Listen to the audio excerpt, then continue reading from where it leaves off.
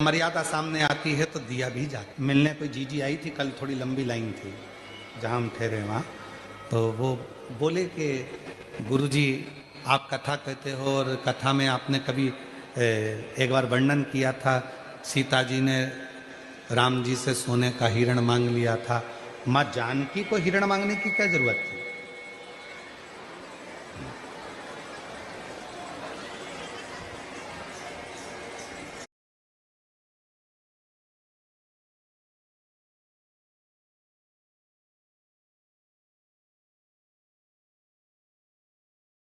माँ सीता जी को हिरण मांगने की क्या जरूरत थी?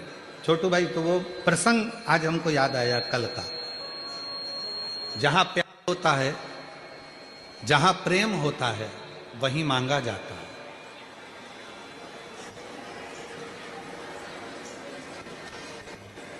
प्यार होगा, प्रेम होगा तो मांगा जाएगा। और जहां फिर मर्यादा की बात आ जाएगी तो सोने की लंका में भी आग लगवाकर बाहर निकल कर आ जाए। मर्यादा जहां पर, मेरे भारत की नारी में, मेरे भारत की जितनी मेरी जीजियां हैं, जितनी मेरी बेटियां हैं, जितनी मेरी मां हैं, उनका प्रेम भी है, उनका समर्पण भी है और उनकी मर्यादा भी है। मर्यादा। और आप दर्शन कर सकते हो इन तीनों चीजों का मेरी भारत की नारी में। विदेश की नारी का हम गारंटी नहीं लेते।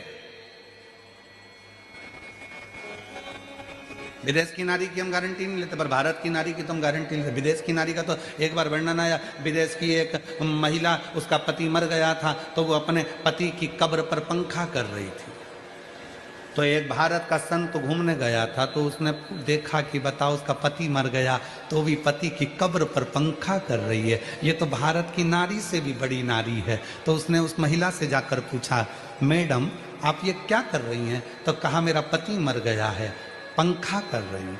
क्यों कर रही हो? कहा हमारे देश का नियम है, जब तक पति की कब्र सूखती नहीं है तब तक हम दूसरी शादी नहीं कर सकते,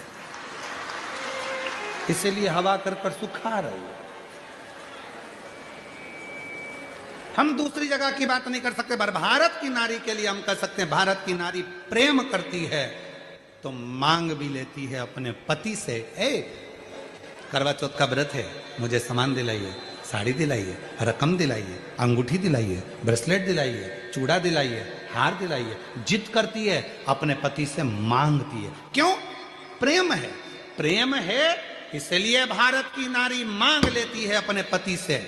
पर जब मर्यादा और समर्पण की बारी आती है, कोई धन नहीं देता, तब वही मेरी भारत की नारी अपनी पूरी रकम गिरवे रखकर पैसा लाकर अपने पति को दे देती है।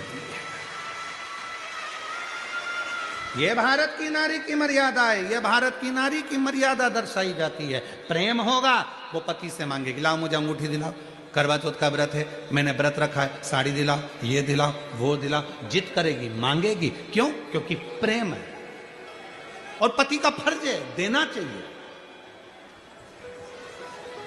कई कई पति गुस्से में आकर के देते, मैं कहां से ला कर दूं, तुम मुझसे मांगती रहती है, तो क्या पड़ोसी से मांगे? तुमसे नहीं मांगे तो? और उसको भी मालूम है जितनी सामर्थ्यता है उसके अनुसार ही वो मांगती है।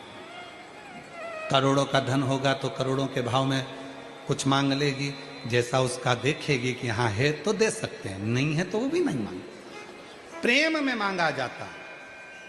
पर नारी, भारत की नारी एक ऐसी होती है, भारत की मेरी मां ऐसी होती है कि प्रेम में अपने पति से मांग भी लेती है कि मुझे ये दे दो, और बाद में जब उसे लगता है कि मेरे परिवार की मर्यादा जा रही है, संघर्ष चल रहा है, कुछ नहीं है, तो वही भारत की नारी अपने गले का हार उतार कर, पाटली उतार कर, अंगूठी उतार कर, चेन उतार कर, गिरवे रख कर धन भी ला कर दे देती है। ले जाओ, इसको गिरवे रखिए, आप इसको दिया, तुम्हारी फैक्ट्री में लगा देना, दुकान में लगा देना, तुमको तकलीफ है उसमें लगा देना, चिंता मत करो, तुम इसको लेकर जाओ। वो कहता है नहीं ये तेरे गले का है, नहीं ना मैं बाद में बना लूंगी, तुम ले जाओ इसको। प्रेम।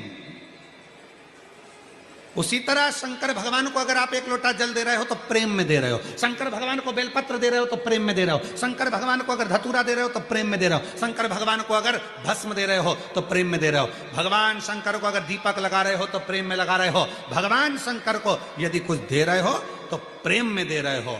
और जिस दिन तुमको जरूरत पड़ेगी, लगेगा मेरा बेटा दुखी है, तो तुमने जो जल चढ़ाया था, तुमने जो बेलपत्र चढ़ाई थी, बस मेरे भोले बाबा ने उसी बेलपत्र और जल का फल तुमको उस दिन निकाल कर देना प्रारंभ कर दिया, जब तुम तकलीफ में,